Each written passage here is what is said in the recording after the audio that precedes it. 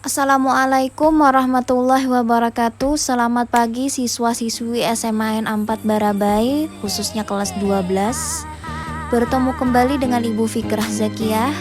Semoga kalian selalu sehat dan selalu semangat. Pada hari ini kita masih membahas bab 1 tentang kasus pelanggaran hak asasi manusia dalam perspektif Pancasila. Seperti biasa, untuk memulai pelajaran hari ini, alangkah baiknya kita berdoa terlebih dahulu agar semua ilmu yang diberikan dapat bermanfaat. Hari ini kita akan membahas subbab kedua dan ketiga, yaitu kasus pelanggaran hak asasi manusia di Indonesia, dan ketiga, upaya penyelesaian kasus pelanggaran hak asasi manusia. Berikut adalah jenis pelanggaran hak asasi manusia. Yang pertama, dilakukan dengan maksud untuk menghancurkan atau memusnahkan seluruh atau sebagian kelompok bangsa, ras, kelompok etnis, kelompok agama. Contohnya, membunuh anggota kelompok. Kedua, kejahatan terhadap kemanusiaan, yaitu salah satu perbuatan yang dilakukan sebagian dari serangan yang meluas atau sistematik yang diketahui bahwa serangan tersebut ditunjukkan secara langsung terhadap penduduk sipil, contohnya pembunuhan dan perbudakan. Kasus pelanggaran hak asasi manusia di Indonesia. Pertama, kasus TKI asal Brebes yang dianiaya majikannya di Singapura. Ini bukan kasus baru karena penganiayaan TKI dan TKW terjadi baik itu di Singapura, Arab, dan negara lainnya.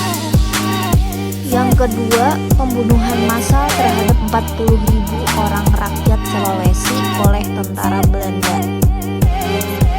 Kemudian, kerusuhan Tanjung Priok tahun 1984.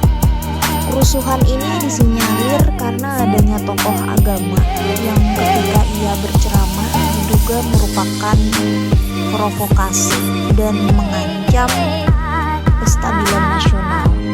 Berikutnya, penembakan mahasiswa Universitas Trisakti 1998. Ini disinyalir adanya keinginan mahasiswa agar Presiden Soeharto turun dari jabatan. Akhirnya terjadi konflik antara pemerintahan Orde Baru dan mahasiswa. Berikutnya, tragedi Semanggi 1998. Terjadi karena adanya protes masyarakat terhadap pelaksanaan agenda sidang istimewa MPR yang mengakibatkan tewasnya warga sipil. Berikutnya adalah kasus pelanggaran hak asasi manusia internasional. Pertama, kejahatan genosida atau the crime of genocide. Contoh, My Lai pada 16 Maret 1968 di Vietnam. Kedua, kejahatan melawan kemanusiaan atau crime against humanity. Contohnya pembunuhan rakyat Uganda dan pembunuhan rakyat Kamboja. Berikutnya, invasi atau agresi suatu negara ke negara lain atau the crime of aggression. Contohnya invasi Irak ke Iran pada 22 September 1980. Berikutnya, kejahatan perang atau war crime. Misalnya perang Palestina dan Israel. Kemudian masuk ke subbab ketiga, yaitu upaya penyelesaian kasus pelanggaran hak asasi manusia. Indonesia tidak mau disebut sebagai unwillingness state atau negara yang tidak mempunyai kemauan menegakkan hak asasi manusia. Karena ciri-ciri negara yang demokratis itu adalah menegakkan HAM.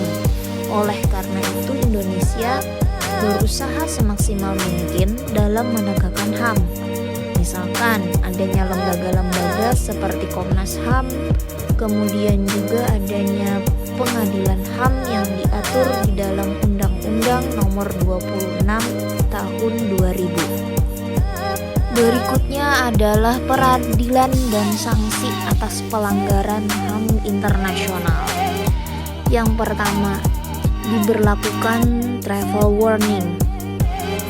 Travel warning itu adalah himbauan larangan dari pemerintah untuk melakukan perjalanan atau memasuki wilayah negara yang melanggar HAM.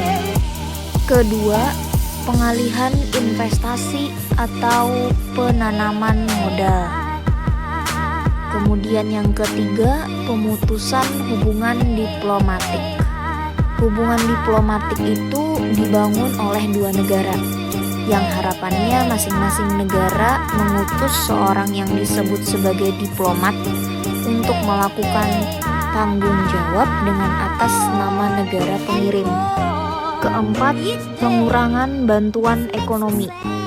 Jelas sekali artinya bantuan ke negara si pelanggar HAM ini bantuan ekonominya dikurangi. Berikutnya, pengurangan tingkat kerjasama. Dan yang keenam adalah pemboikotan produk ekspor. Pemboikotan itu adalah tindakan tidak ingin melakukan atau artinya tidak ingin menerima produk dari negara si pelanggar HAM. Kemudian embargo ekonomi.